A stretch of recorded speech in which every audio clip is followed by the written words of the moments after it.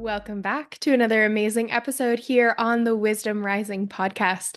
I'm your host for today, Isabel Wells, and today I have the true honor and joy of interviewing return guest Nicholas Pearson of the Luminous Pearl. Nicholas was on our podcast a few months ago to talk about the science of crystal healing, which, for those of you who know me, know that I love finding the bridges between science and spirituality, and Nicholas was the perfect guest. Nicholas has been immersed in all aspects of the mineral kingdom for over 3 decades. As one of the leading voices in crystal healing today, Nicholas offers a unique blend of science and spirituality, alongside a grounded, practical approach to working with crystals. Nicholas is an internationally renowned speaker and the award-winning author of 8 books, including Crystal Basics and Stones of the Goddess. Nicholas lives in Orlando, Florida, and with his background in geology, he really does bring such a grounded approach to our conversations. Today, I'm really excited to have Nicholas on the show to discuss his new book, Crystals for Psychic Defense: 145 Gemstones for Banishing, Binding, and Magical Protection.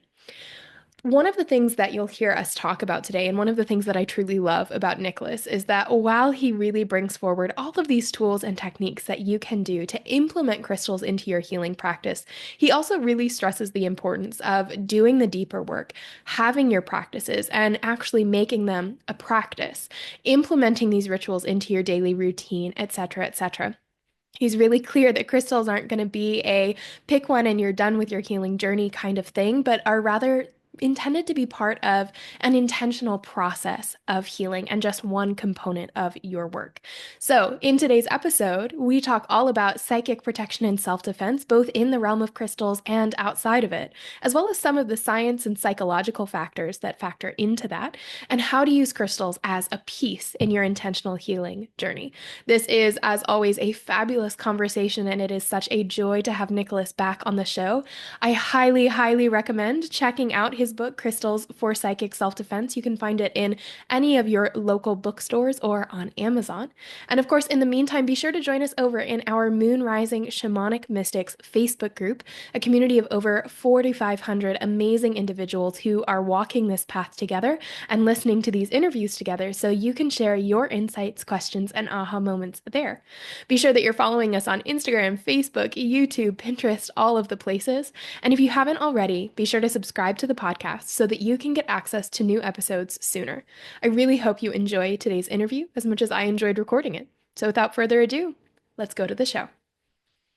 Hello, hello, and welcome back to another episode of the Wisdom Rising podcast. I am so honored and ecstatic to have Nicholas Pearson back on the show. We interviewed him about the science of crystals last year, and it is to date one of my favorite interviews that we've had on the show. I find it's really rare to find someone who loves balancing the science and the spirituality as much as I do, and so it is an absolute joy to have Nicholas back on the show. And today we're here to talk about his newest book, Crystals for Psychic Self-Defense: 145 Gemstones for Banishing, Binding, and Magical Protection. Nicholas, welcome to the show. I am so excited you're here. Thank you, Isabel. Thank you for having me back. I'm really excited for today.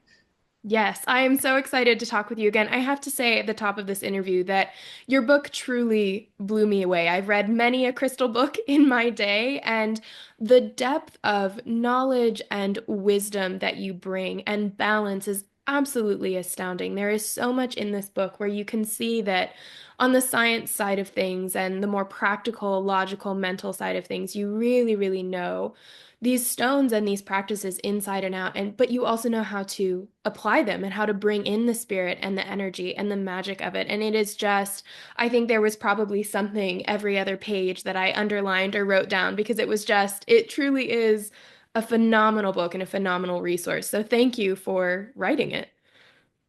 It's my pleasure. I wrote it because I needed it, apparently. I think that's often how these things kind of come about. It's a little bit of a funny story, if you don't mind. Oh, please, it was going to be one of my first questions. Perfect, yeah. I had finished writing Crystal Basics, the big version of that came out in 2020. So I finished writing it, sent it into a publisher in 2019, was like the final sign off on everything. And I thought, okay, what is the number one thing people ask me questions about? At the time, I was still working quite frequently in one of our local occulty metaphysical crystal shops.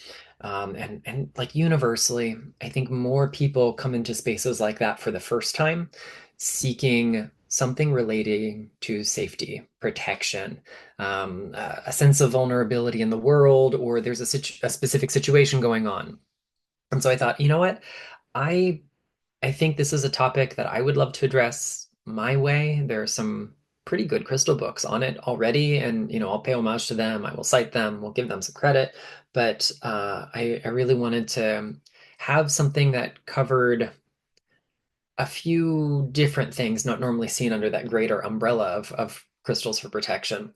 And naturally, um, I think we all learned some valuable lessons about boundaries, protection, hygiene in both a physical and metaphysical sense the following year in 2020. So, initially I thought I was going to go on tour in 2020 to celebrate the birth of Crystal Basics, and that obviously didn't happen for all the obvious reasons that we don't have to get into, but um, seeing the urgency with which people were now needing to address feelings of vulnerability, feelings of being unsafe or unsound, whether that is socially, energetically, or in any other kind of setting. The scope of the book began to change a little bit as I was writing it, and the universe also has a funny way of like testing our competency in things. When we decide we're going to do a thing, particularly if you're going to go write a book. I know I'm not the only one of my peers to have this experience, but you pick a topic you want to write on, and the universe is like, okay, well, let's make sure you really know this inside and out. So I also went through like my own personal stuff that kind of reinforced the need for hitting the basics again and ensuring that I had the necessary skill set for my own well-being and that of my household and so on and so forth. So I think that if I had written this book in an uninterrupted, just one start to finish, like I do a lot of projects, one, it would have come out a lot sooner, and two, it would be such a different book. There are some heavier topics in here that I might not have included originally because they didn't feel as necessary. I might have been maybe a little bit less sensitive to the bigger systemic issues that contribute to our psychic well-being and our need for psychic self-defense. Unless I'd lived through all of that and start to finish. I mean, I started writing it in 2019 and it came out in 2025. So that is the longest it's ever taken me to finish a project. And I'm so glad it worked out that way. And it is just such a dense book, and I mean that in a complimentary way. Like, not only is the production quality of it amazing, but the amount of knowledge and the scope of what you cover in this book is phenomenal, and something that I really loved and resonated with about the book, because it's something that I find is so important in my own practice, is exactly what you were saying a moment ago of how important it is to remember to come back to the basics. And you emphasize that again and again and again, no matter what topic you're talking about, whether it's, cleansing your house or keeping your own energy clear, or even all the way to, psychic attacks and those deeper issues.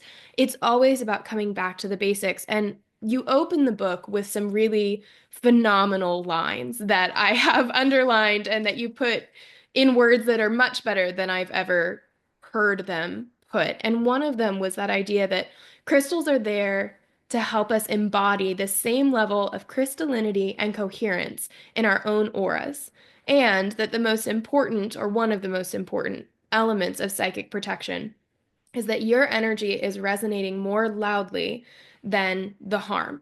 And those two phrases, I said those out of order. I think the second comes before in the book, but those two phrases to me are so powerful and something that I don't think I have seen really adequately explored in other crystal books. I think there tends to be this feeling of, well, it's a crystal book, so we're going to keep it about the crystals. And what I love about your book is it's like, yeah, the crystals are here to help and we can use them and they're a tool and they can be really beneficial. But the reason that they are so beneficial is because they're changing our energy, and that our energy and tending to that is going to be our first line of defense. And I was really, really pleased to see that come through in your book. And it's something that I would love for you to touch on a little bit, if you wouldn't mind. Absolutely. So, the idea of crystal energy, like we talked about in a previous conversation, oftentimes what I will do is I will look at electromagnetism or other forms of energy that we can measure and can observe in real time, or at least someone with the right equipment can, as a means of understanding how this subtle energy must also behave. Because at the end of the day, energy is energy. And one of my big takeaways from one of my mentors in the crystal world um, is that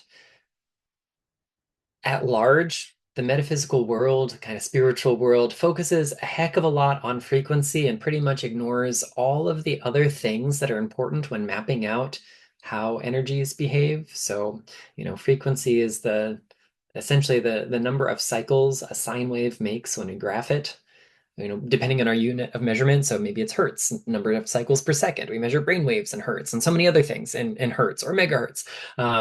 So that is useful, but it's also really imperative that we pay attention to the amplitude of that sine wave. That is, how tall or how short it might be. And I like to use the analogy of frequency is like our station on the radio and amplitude is the volume. And we have to adjust both of those in order to hear something loud and clear. And if we don't, what we're trying to listen to will be interrupted or disrupted by the world around us. So, what crystals do, because of their own inherent order and form, they serve as like templates that allow us to kind of conform to a more orderly structure, energetically speaking. And if we can accomplish getting all of the parts and pieces of us in order, in harmony, in sync, then they're going to contribute to a more well-organized field, but also a field that is inherently louder because they're all singing the same song. One voice can only project so far, but if the whole choir that is your entire makeup, body, mind, and spirit, is singing in unison, then that signal can be heard from so much farther away, which also means that whatever disruptive energies we're going to encounter are far less likely to permeate or disrupt our energy field. And crystals, yes, they can assist in that process, but they are not a substitute for our own inner work. In fact, I think of them as catalysts. And a catalyst is something that lowers the amount of effort or energy required to achieve a particular outcome. Digestive enzymes are catalysts, and we've got plenty of other examples of them in the body. But energetically, the crystal isn't a substitute for doing the work. It just makes the work easier. It's like the equipment at the gym. You can transform your body without the equipment at the gym, but also just having a gym membership is not the same as going to the gym. So the crystals are there to supplement, to direct, to focus, to enhance the work we're doing. And that all starts from within. And it's about getting in touch with your energy, getting in touch with your modes of perception. I think a large part of psychic self-defense, to paraphrase some advice given to me by a dear friend of mine, a good chunk of what we need to do is just mind our own business. Energetically, if I am really concerned with the emotional states of all of the strangers around me when I go to the grocery store, I'm going to be conforming to their emotional states. And I think that is a trap that many of us accidentally fall into when we begin to develop our kind of magical metaphysical skills, our psychic skills. We can too easily let things cross over that threshold. We take things in rather than just observing from that detached space. And that's one of the things that I love about crystals. There's really nothing that I can do energetically that is going to change the fundamental energy that amethyst or calcite or fluorite has. It might need some cleansing from time to time, but it is still always just itself. And we human beings are volatile and squishy and so keen to, you know, have these kind of capricious changes in our energy field, which is part of what makes the human experience so diverse and varied and wonderful. But it's also sometimes what makes it exhausting. And that's a point that you really drive home in the book of you mentioned it before as well, that idea that we're all looking for that sense of safety and security and almost that foundation where we know where our feet are, how we're feeling. We know that there's some of that solidity there. And there's a phrase again that you use in the book that I loved, which was that the world doesn't always show up that way for us. And you go on in the book to talk about some of the sources of psychic attacks. And I laughed when I read that section because the very top cause is your own thoughts and emotions. And what I love about that is that when we can kind of link those two together, it really drives home as well, like you were saying, our range of perception and how we're seeing the world, because the world might not always show up for us in that safe and secure way, but a lot of the time, or at least some of the time, right? It depends on the person.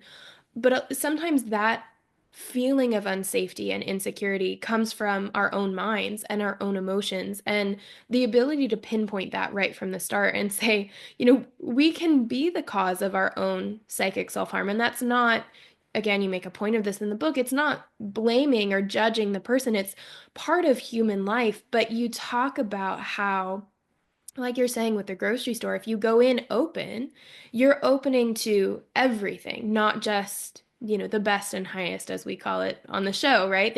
You're open to everything and you're able to conform to everything. And so having that understanding that our thoughts and our emotions really are that first line of defense for not only how we feel, but also how we're perceiving the world, I find is so important. And I think it's often the thing that I see students and clients missing when it comes to their own psychic self-protection is there's a lot of this emphasis on what's happening outside and coming at you rather than what's happening inside and going out. Yeah, and then of course the big question becomes conceptually, it is easy to come up with a framework for shielding from the external, but how do you how do you engage with the idea of psychic self-defense when it's you got to defend from?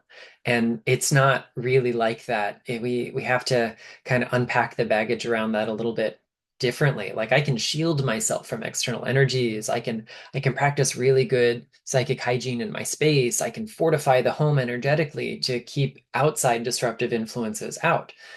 But I'm inside the house. I'm inside my own personal shield. I am my mind.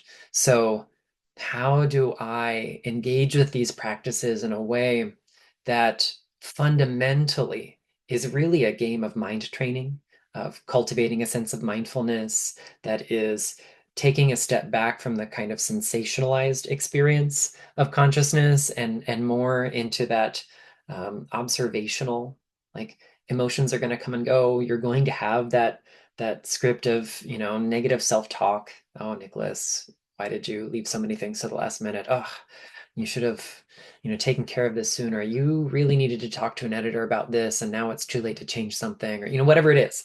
And we project that all of the time. And it is contributing to a sense of well-being and or not, as the case might be. And so a lot of the practices in the book, even when they look like they are protecting us from the outside stuff, if we engage with them really mindfully. I mean, if you really take 5, 10 minutes a day before you leave the house and you do some self-cleansing, a little grounding and centering, and all the kind of like fundamentals of our energy hygiene, and then you also pick a psychic shield, chances are you've carved out enough space inside you that those thoughts, when they come up, they don't occupy as much real estate. They don't take over as much of your entire energy field because you've done these other practices. It doesn't make that script necessarily go away. That is a separate set of practices, which might require maybe a licensed mental health practitioner, and I am not that, so I'm not here to guide you through that. But I do think that a regular spiritual practice, whatever it looks like, can help us make greater space for that. And the idea of just, although, and I say it in the book this way, I do believe in a beneficent universe. I genuinely believe that there are forces out there guiding the highest and best, as you put it.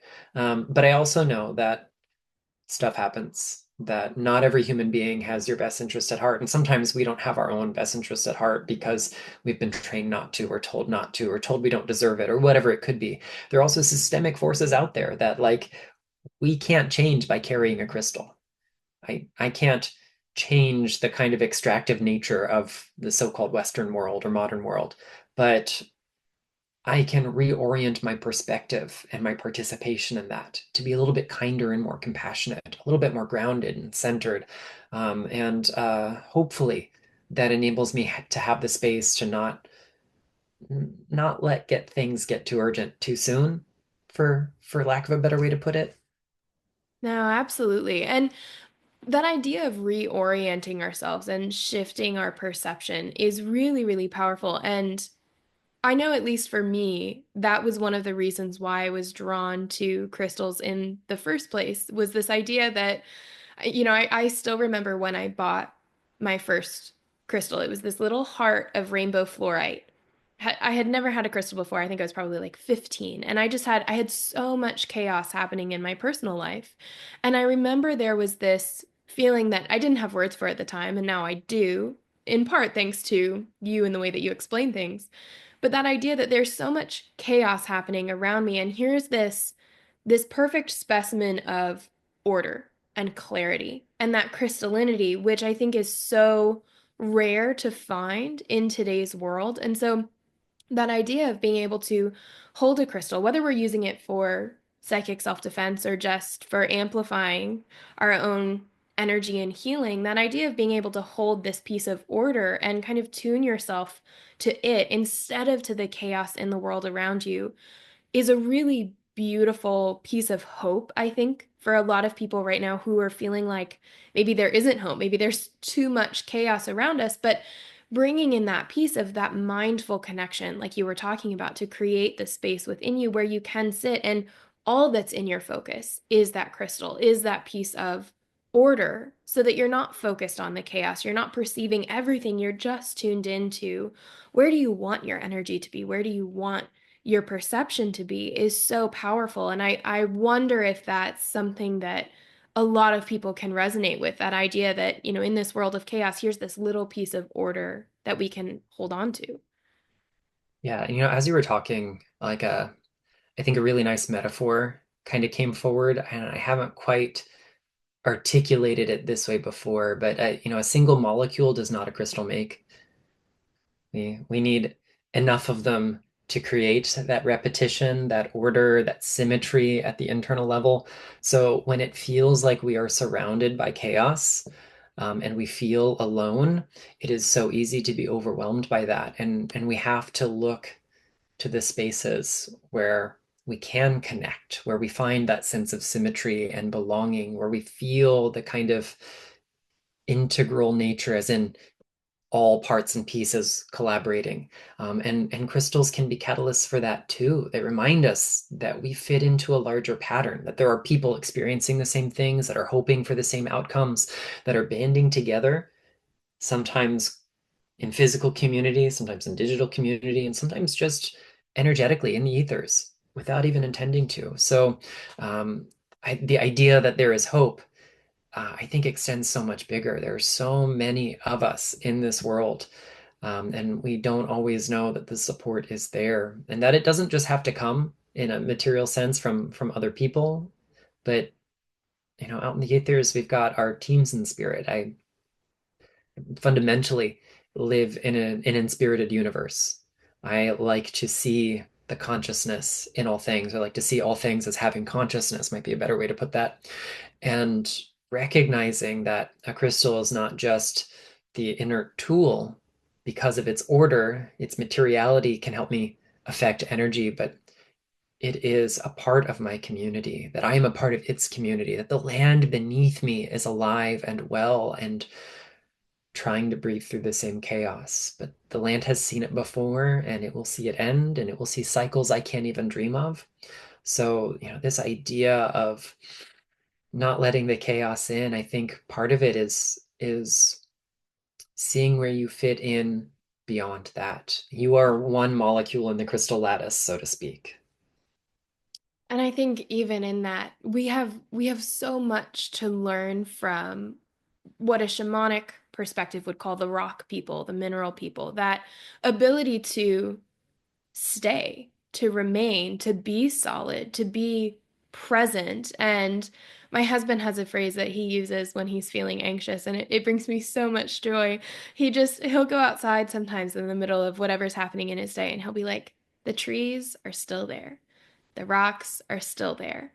And I that is such a powerful lesson for a culture that right now I don't think really knows how to be still. We're not trained how to be still. We're not taught how to rest. We're taught how to go and how to be productive and how to keep moving. And then there's the rock and the mineral and the crystal that just exists and is sturdy and solid. And even just going on a hike and sitting on top of a big rock. I think everybody's had this experience at least once, and that immediate sense of peace that comes because it's not that, to a lot of people, they might say, well, there's no consciousness in a rock, like there's no spirit. But to those who are animists who believe in an inspirited world, there is, and that energy is such a sturdy, ongoing, peaceful energy that I think we have a lot to learn from as humans. Yeah. And to the people who maybe have difficulty reconciling an unspirited world, I think it is a universal human experience without exception that you come to a breathtaking scene in nature and something inside you feels different. You walk into a centuries old cathedral and the quality of that space, there's some ineffable change in the air. I mean, we all encounter the ineffable. We might not use the same language for it, and I imagine most of our listeners probably we don't we don't have to sell them on the idea of an inspirited world, but the idea that everything around us is not necessarily just a static part of the scenery, but is contributing to what we feel and see and perceive, that can be a really great place to start. And when we do need that reassurance, I mean, I think this is one of the most fundamental reasons that we find articles of stone, artifacts of stone that are associated with protection from literally hundreds of thousands of years ago, um, until the present day. It endures, it lasts. It is most of the time far more resilient than I will be in a material sense. Um, and there's something so reassuring about being able to pick up an object that might be millions of years old. I recently got a gift from my husband. It's the oldest crustal rock in existence, and it's like 4.6 billion years old. All of my problems feel really tiny in comparison to that. Like, what has this rock seen? I cannot that is such deep, long time that I just everything else evaporates. So even if we have a hard time with the kind of animist piece or the energetic piece, the idea that stone endures, and even if it just metaphorically, symbolically confers some of that endurance to us, that is such a powerful thing. Absolutely. And, going back to that metaphor that you had come through of one molecule does not a crystal make, I think we can take it in a slightly different direction as well and say that doing a psychic protection ritual once does not psychic protection make. And Yeah, absolutely. Like this is not a set it and forget it situation. This is we would call it spiritual practice for a reason. Um, it is embodied practice. It is practice that we have to engage with over and over and over and over again. I tell this to my Reiki students as well, particularly in the third degree. Some of the techniques we learned then, I want to ensure they get it. So we're going to practice it and practice it and practice it and practice it. And then the next day we're going to practice it and practice it. And when they're really sick of it, we're going to practice it a few more times. And that's kind of what we need for any part of our practice, whether it's shielding, grounding, centering, cleansing, or whatever else our practice entails. So yeah, we we have to create a sense of rhythm with all of this. And I will say that once we've done it enough, we generate some inertia and we kind of shorten the distance between I need protection and I feel protected. I'm not saying that we necessarily collapse the distance to zero all of the time, but there are certainly times in the world where I can remember my favorite technique, and maybe I'm wearing a representation of that around my wrist. Maybe I've got that crystal on my person, and I can just, fondle that bracelet or, reach into my pocket and grab that tumbled stone and just, press into it, and I feel the like the neural pathway I've built from doing the practice. I automatically go to the end result of that practice without having to stop and breathe and do all of the things when I'm in the middle of real life. And the beauty of this is when we do our practice consistently, we're actually more prepared for the in the moment stuff because we've built that muscle memory. And I love that idea of, I like to call these our energetic tuning forks of when you've done something enough and you have that energetic pattern or that neural network or whatever perspective you want to take on this. When you have that inertia, that momentum going, it becomes so much easier to just tune into that.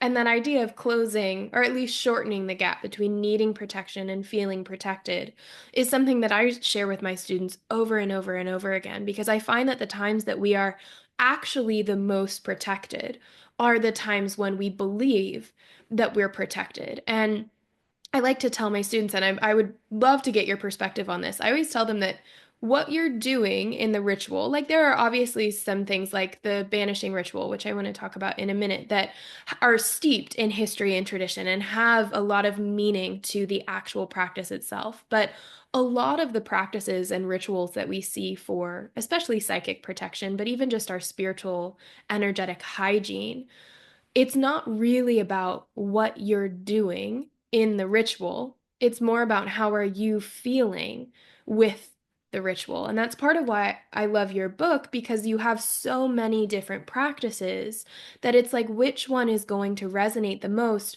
for you, because this one practice that, maybe your favorite practice might not resonate as much for me, and then therefore because I'm just doing it because I quote unquote should, and I'm not in the energy of it, I'm not embodying the energy of protection that that ritual might be able to give me, then that protection that it provides would be less than if I found one that really resonated with and, like you were saying earlier, amplified that feeling of protection within me.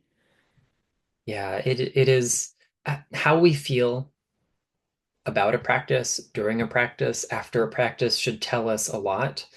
It should be a pretty good indicator of how things are going. And that's not to say you're not going to get bored from things or that you're not going to have to occasionally do things that are good for you just because they're good for you. I am a big fan of kind of like staying the course. But it doesn't mean we have to get prescriptive about that. We should be able to stay engaged. We don't want to check out. The part of the challenge of, having that, um, say, familiarity with the practice. Of course, inertia is wonderful as long as we are conscious of it. But the flip side of, if you feel protected, you are protected, is also if you feel cursed, you are cursed. We often say, I think I paraphrase this somewhere in the book, like whether you actually are under psychic attack or you only believe you are, the remedy is the same. And it's just kind of the mirror image of this. It's two sides of the same coin. But our mental state is a really clear indicator of how things are going. And it doesn't necessarily, if our mental state can't be wrangled, doesn't necessarily mean the practice is bad, but it might mean that our framework needs attention. Like, what are we really doing to cultivate the mindfulness necessary?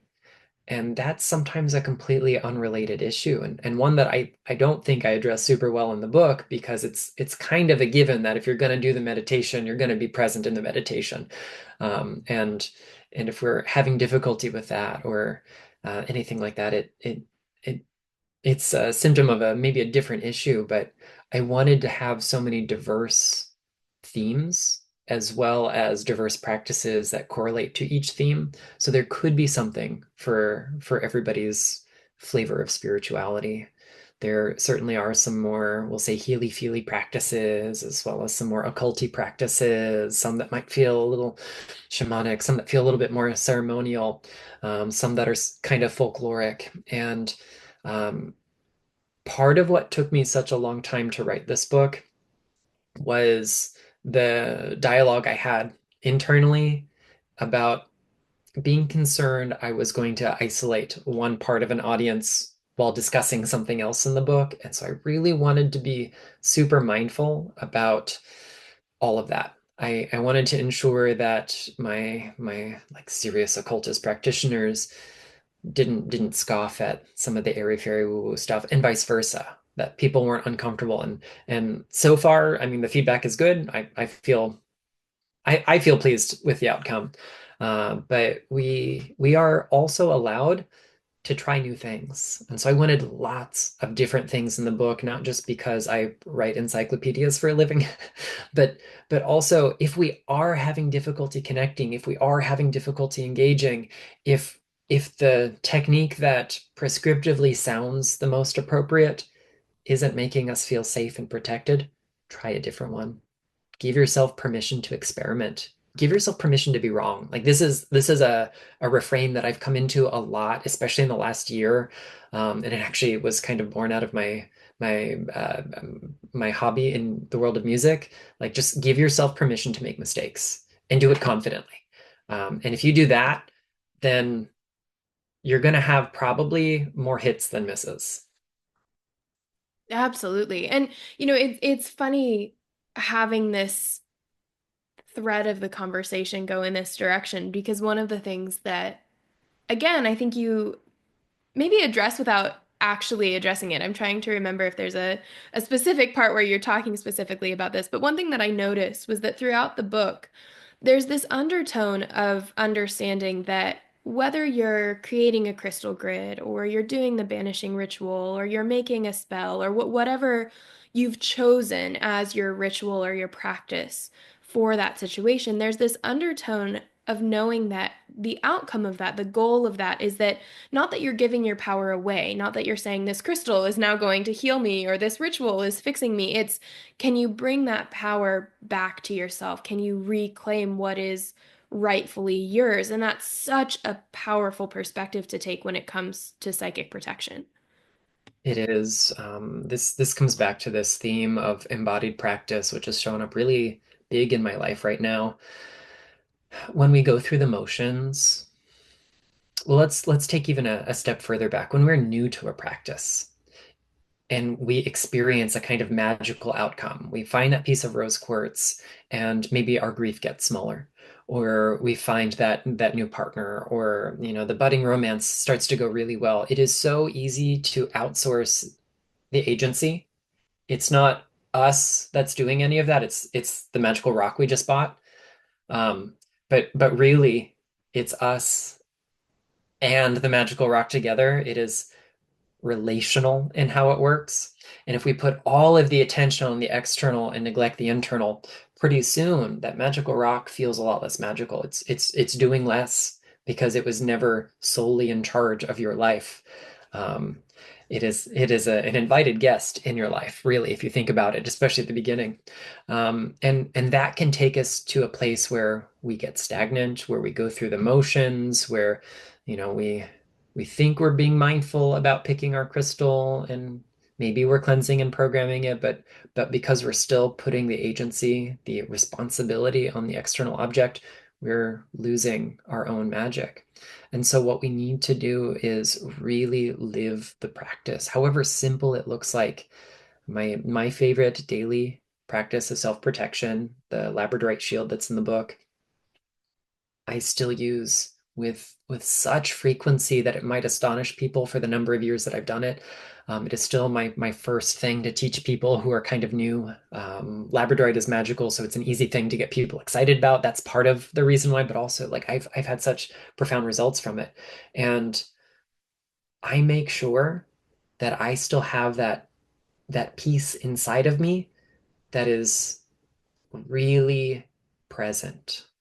And the litmus test for me, and I think this will be true for many things, not for every practice, but especially for one like this, is the sense of wonderment, the sense of awe. Like we're we're making magic. We are wielding unseen energies. This piece of the earth has a rainbow inside it. It does phenomenal things with light. How amazing is this universe in which we live? And if I can start from that place, I will be present and I won't just go through the motions. I also won't outsource the agency because like that Labradorite can sit on my desk all day long and it's just going to sit on my desk all day long. Sure, I do believe in a kind of, electromagnetic inspired model of its energy field interacting with mine, but until we're relational about it, there's nothing to direct it. So, that piece of living our practice, of internalizing our practice, of kind of taking self-inventory. How do I feel before, during, and after? If I feel vacant, if I feel bored, if I feel stagnant, if I feel distracted, maybe it's time to switch things up. And particularly in the realm of protection work, having more than one skill set, more than one tool, more than one layer is really important. We can use the analogy that like if someone picks the lock into your house, that compromises your protection and safety, you replace the lock. You don't just lock the same one. So if you have only one kind of psychic self-defense practice and something compromises that, we don't just do it over and over again. We add another layer to it. Maybe we install an alarm in our house. Maybe we get a guard dog. Maybe we add a deadbolt. There's so many ways that we can think about that. But when we embody the practices inside and out, yes, they are firmer, but it also gives us a little bit more leeway to say, you know what, today I feel like embodying something different. Today, my energy is not really engaging in the same way with my normal routine. So let's mix it up. And and that's the beauty of being able to sample from like a buffet of practices. So, one of the practices that you share in the book that I have been using in my own practice because I wanted to be able to talk about it, and it has quickly become a favorite, is the banishing ritual. And it's at the end of chapter 2 for those who end up buying the book. Would you mind sharing a little bit about that ritual and how you kind of sculpted it for the book and what it's for?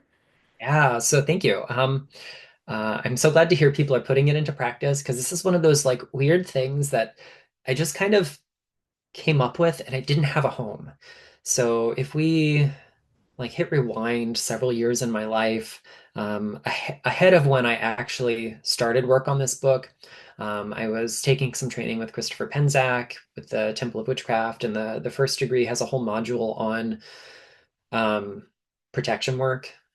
And in addition to like the normal textbook, there's some additional assigned reading, and I'm going through it, and I'm like, oh, I have practices that feel similar to this and that, and there's only so much of that assigned reading we actually had to do and report back on for our homework, but I wanted to just not do the basic stuff. I mean, if you hand me another book and say this is, you know, do all of this, and this are necessary, and the rest is optional, I'm gonna go, well, let's explore some of that optional stuff. So I began practicing what's called the lesser banishing ritual of the pentagram. And I made it a daily practice wherever possible, at least 2 to 3 times a day. And if I didn't have that luxury, at least once a day at the very beginning. And this is a kind of ritual practice that has at its core some imagery borrowed from, we'll say, the kind of Hermetic Western mystery traditions. This is a ritual that's used in a lot of ceremonial magic, such as that of the Golden Dawn and similar kinds of occult orders and mystical fraternities. And I enjoy the outcome of this ritual quite a bit.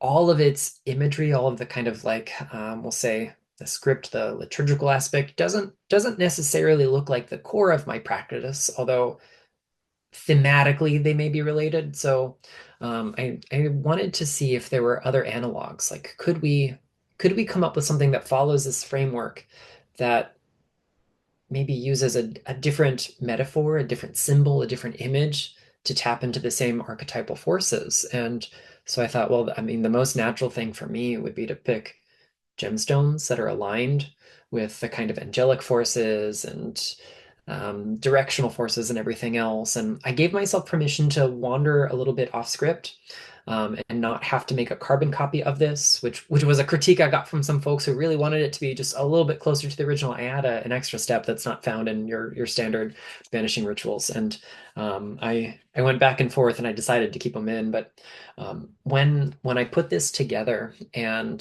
shared it with a couple of colleagues, they were all fairly impressed that I would go to such great lengths. But the idea of these rituals is that they offer a sense of grounding first and foremost. They center us within our kind of, they like reorient the psyche as well as the energy body in material and immaterial space. And then the majority of banishing rituals that you'll find, such as the lesser banishing ritual of the pentagram, also call in these kind of elemental or similar forces that are aligned with the elements and the directions to create this holistic kind of protection inside and out. And so I chose 5 gemstones that did this. I created the kind of prelude of it, which I call the mineral cross or the crucium mineralium, because I had to like be really nerdy and come up with Latin names for all of this to kind of feel similar to the old school grimoires. And that that cross of energy that we make in our field um, gives us a sense of connecting heaven and earth, but also giving us this kind of horizontal axis. And we recognize that we sit in the middle of this. We are centered in the universe, and that replenishes our field. It stabilizes our field. It draws forth, we'll say, the kind of nutritive forces to nourish us when we need it. And then um, the second part, the Vigiliae Lapides, the Sentinels of Stone, is where we kind of invoke the qualities of these 4 different gemstones to stand around us, and then one at our heart. So they are, let's see if we go in order, it should be emerald. Oh gosh, I don't know if I can do this, but we'll say emerald, sapphire, quartz, and ruby if I get it in order. You did. Um, Thank you. I'm a little rusty. I haven't done this in a while, which is probably a signal that I ought to pick up the practice again. And then you invoke diamond in the kind of middle of that. And these are 4 stones of varying degrees of preciousness by today's standard, but were once considered to be very, very precious objects.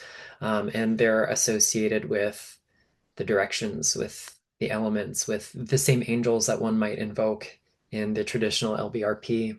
And we create this like larger field that banishes disruptive and harmful energies. It doesn't just offer protection to you personally. When we do these rituals, they actually clear our space.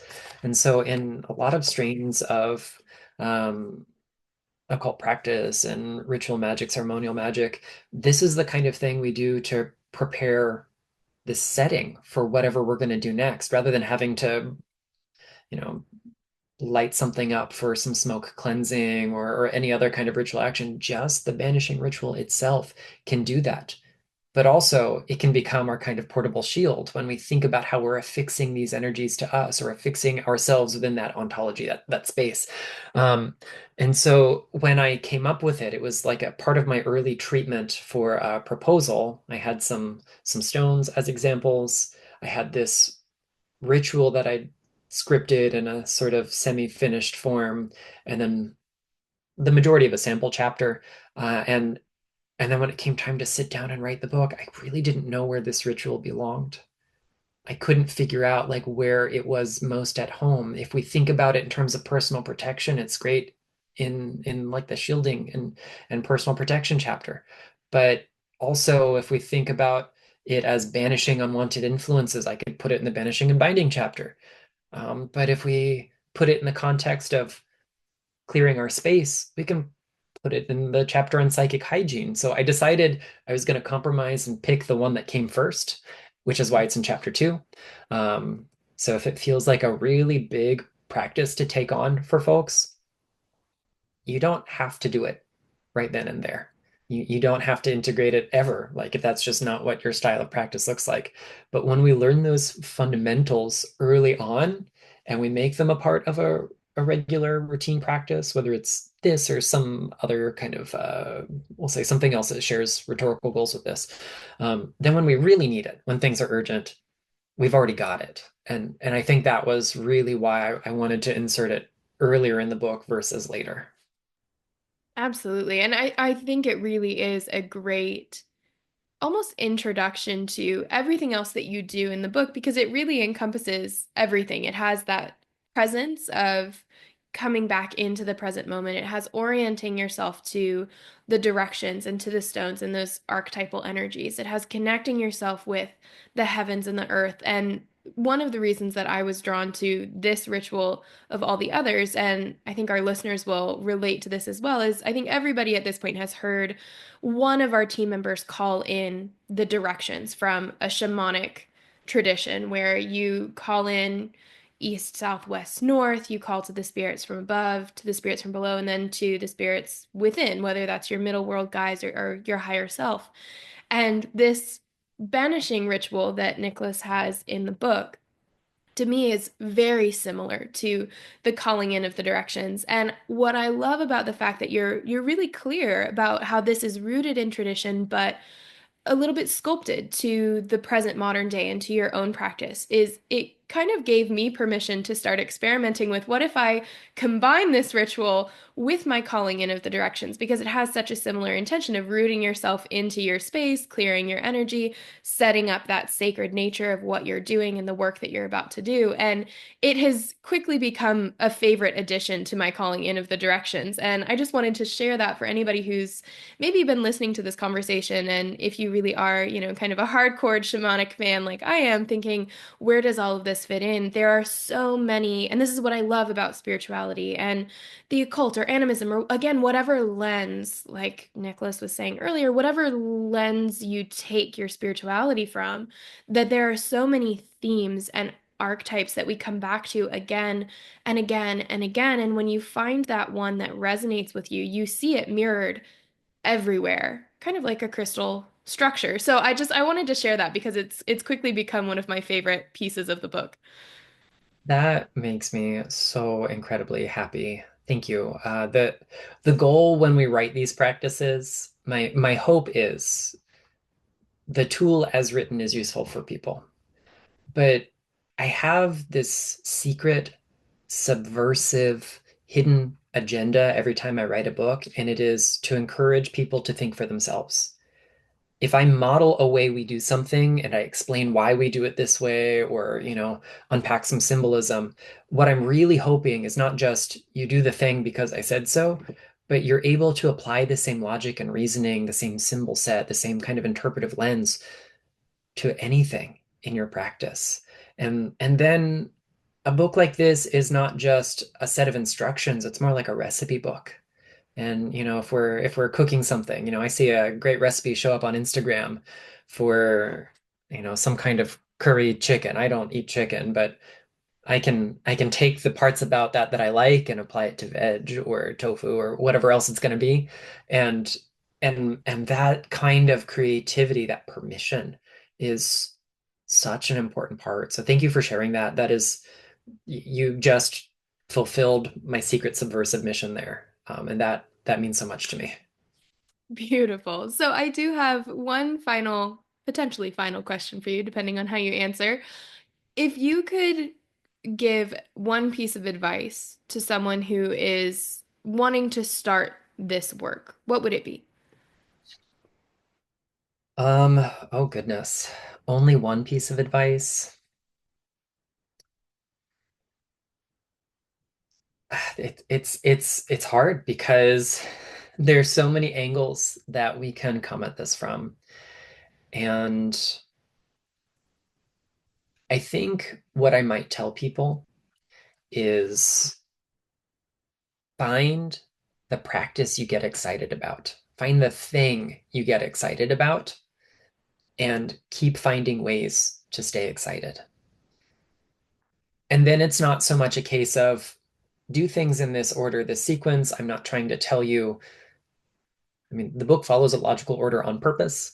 I'm hopeful that people realize if you do things in that order, you're good. But really, like, find that sense of wonder, find that sense of awe. I still do this Labradorite shield technique that I came up with in, I don't know, 2017, 2018. I'm not really sure, somewhere around there. And I still get excited when I take a piece of Labradorite and I turn it in the light and I see that flash of color, that kind of spectral luminosity inside, and I internalize that image and I project it into my field. I still feel a sense of wonder. I can't tell you how many hundreds, thousands of times I've done it, the countless times I've guided other people through it. I still get excited by it. And so therefore, I'm still happy to do it every day. And getting excited about more than one thing is useful. Um, but really start with that piece rather than a prescriptive pick this crystal, do this thing.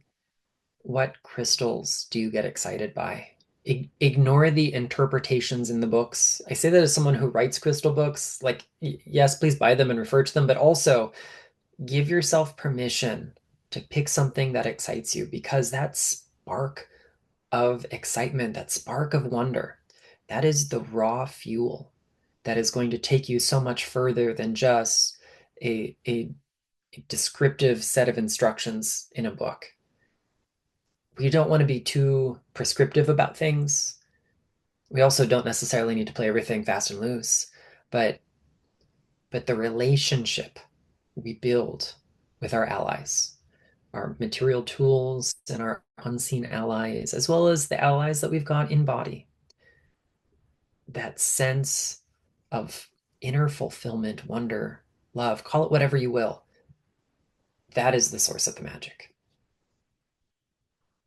Absolutely. So, Nicholas, this has been once again an absolutely fantastic conversation. I'm sad that it's coming to an end, but I am curious, is there anything that you wish we had touched on that we didn't? I think um, I just want to follow one little thread that you brought up with regards to the banishing ritual. And it was the idea that we can examine something rooted in a historical practice, we can understand how things were historically done, but this is not a book necessarily of historical practices. This is for us living today.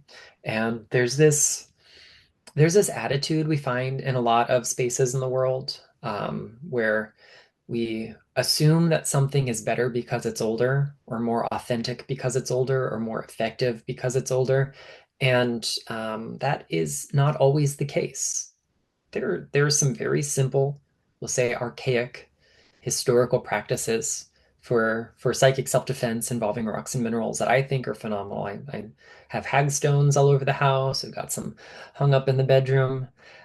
We do those kinds of historic practices, but at the same time, like updating things for the world we live in now, also bearing in mind certain themes regarding the material safety of some of these ingredients, like there are some toxic minerals out there. We wouldn't necessarily use them in the same way that our ancestors did. Arsenic compounds are great, but we don't use them to make emerald green dye anymore because it kills us. So um, I really wanted the book to be a manual for today. So even when it references a historic thing, I haven't decontextualized it, but maybe I've recontextualized it, to make some things more accessible and easier, and also to really remind us that this is the world we live in, and maybe the tool from the 17th century is super cool, difficult to execute, but in today's world, but we can be inspired from it. So I want people to be inspired by these things, even if you don't follow them religiously or dogmatically. Let that inspiration guide you. And I had a lot of fun taking those historical threads and weaving them together with new crystals and new things, as respectfully as I was able to. And yeah, thanks for recognizing that. Absolutely. And it's, it is something that in my own personal practice, I'm really passionate about as a shamanic practitioner. I think everybody kind of knows me in Moon Rising as the shamanic practitioner who really connects us back to what are our roots in shamanism, but not in a way that we're saying, just like you were saying, we can only do it the way that it was originally thought of. Or if we're straying from tradition, then we're doing it wrong, or it's not going to be as useful. It's this understanding that there is so much wisdom there, right? Having that respect for our elders and our ancestors and the traditions that led us to where we are today, while also being able to recognize that the energies we're faced with today are wildly different than anything our ancestors faced. And so our practices are inevitably going to need to adapt. And we're going to have to innovate a little bit to be able to bring that tradition and that wisdom and the healing that was available then and apply it to the energy of today's world. And and not to mention for my specific niche in this, we have way more minerals at our disposal now. We there's just so much choice. So I think that's a really exciting part about living in today's world. The medieval and earlier lapidary grimoires that list all these rare and exotic gems, sometimes fabulous and invented weapons, um, they pale in comparison to the sheer diversity that we've got in our average crystal shop today. And all of those things that don't appear in those pre-modern texts are equally as magical and valuable and inspirited. And that was also part of the fun and updating the practices with what we've got available to us now. Absolutely. And I love, like we mentioned, that it has that piece of permission there of take what resonates, leave what doesn't. At least try it before you leave it, but understand that there is room for that play and that innovation and the inspiration to come through so that you can adapt these practices to your own life and to your own energy and to what's going to work best for you. So, for all of you listening, this book is, like I've said many times in this interview, absolutely phenomenal. I highly recommend every single one of you to buy it, listen to it, whatever it is, and just know that it really does run the gamut of everything psychic self-defense. And you guys know that we're pretty stringent about our psychic self-defense here at Moon Rising, and so to find a book that meets the cut is really truly a gift and such an honor to get to interview it. It covers everything from your own personal energetic hygiene to clearing your house to cleansing your crystals to crystal grids to psychic attacks to spells and curses, and in those conversations has a space for everyone, no matter where on the spiritual spectrum you fall. And so I highly recommend that you read this book. And Nicholas, for those who are wanting to read or to connect with you, how can they do that? Oh, thank you so much. The book theoretically is available anywhere books are sold.